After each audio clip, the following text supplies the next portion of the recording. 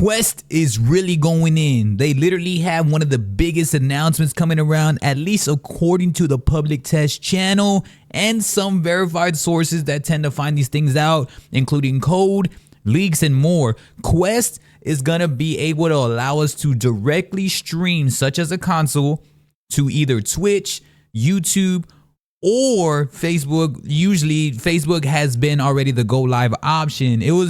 That option happened before, a long time ago, go live, and then they took it away and then they brought it back. But not only can we do that now, we can do YouTube and Twitch, and I believe you're going to be able to read chat. There's a whole lot of leaks going down, and they have the coding to show that they literally show the Twitch live chat and everything. It's a public test channel right now, and what public test channel is a step ahead of what experimental features is. And I must say, Quest making moves with that shit, man. That's whoa, bro. That's something we've always been asking for. If we could stream with a Quest 2, the commercialization of it and the awareness you can bring to a Quest is a lot better. It even will make me jump into Quest a lot more, because a lot of the times and it's doing the way that I prefer to stream also. In the coding, you can see that it says a direct cast to browser, and then you stream as a Quest native stream versus having to connect to Steam, having to get Twitch rolling, having to find a customized way to read chat, all this stuff that takes forever. And I have tons of tutorials on that. It's so long of a process. While in contrast, now them bringing direct streaming and direct chat, at least according to this coding, it shows that we can do that easily now without having to do any of that. And that's what I favor most. That's what's going to allow creators like me who still love VR, who just don't want to be doing those initial steps anymore due to us being busy, and I run businesses and stuff. So Quest is going crazy with that. They have that. I'm actually going to read some of it. Also, it says option to turn off first person avatar and home. They have Avalanche, Cloud PC VR feedback prompts. So maybe we're looking at Cloud PC VR without necessarily, we all know, like, playing PC games without actually needing the PC. We don't know how that's gonna work. We don't know how Avalanche works. I know it's always a massively requested thing on my channel. People are always asking, like, are we gonna get some type of Cloud PC gaming, PC VR gaming? I'm like, maybe, because I know I posted things before where people were kind of charging like a monthly fee to be able to do stuff like that. This might be something. Avalanche might be onto something, man. And then they have more home environments for the cloud also. And they have pictures and a new boot up screen. They have just all this stuff, including like another type of headset name. Like, there's a lot of things going on. And on Twitter, they have been showing that. And I'm like, man, this is crazy. This is exactly what we have been waiting for a long time, for years, especially somebody like me who's been covering VR for years now. I'm like, oh shit, like exactly what we needed. So this is cool. Also, on the downside, I guess for some people, and me, I'm celebrating it, but I know some people are kind of pissed off. Pavlov Shack is officially coming to the Quest store. You can do some pre-orders now.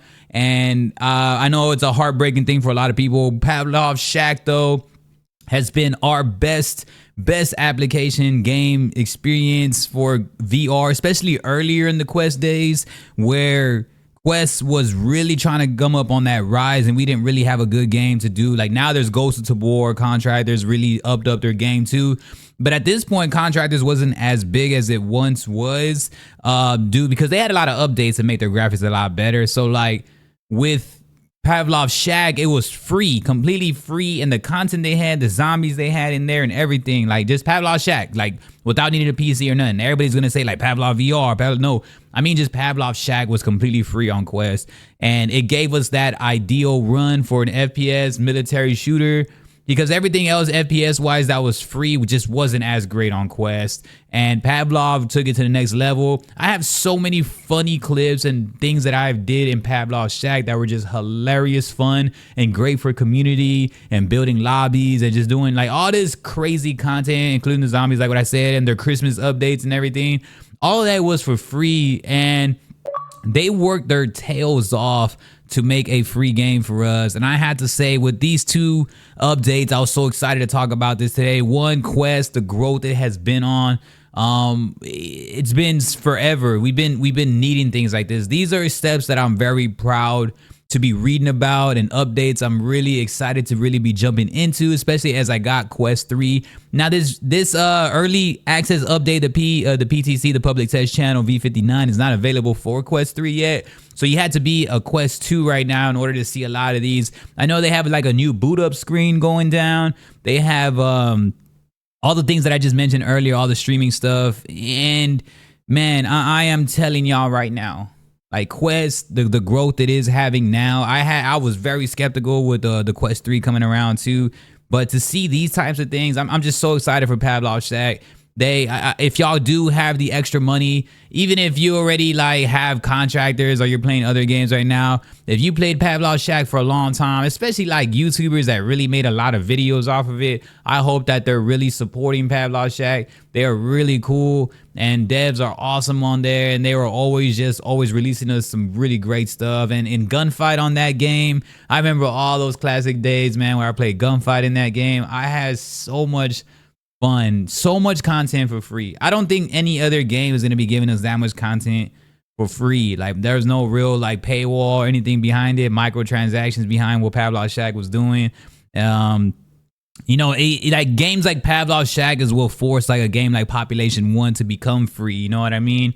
Because regardless of what you do have, if you have some games that are still paid and they're not really delivering at the highest quality, they have to go to free, because you got a game like Pavlov Shack you got to compete against. So again, so happy for you all. Big shout out to Pavlov Shack, man. And as far as Quest in totality, Quest is now really improving, and we're seeing it.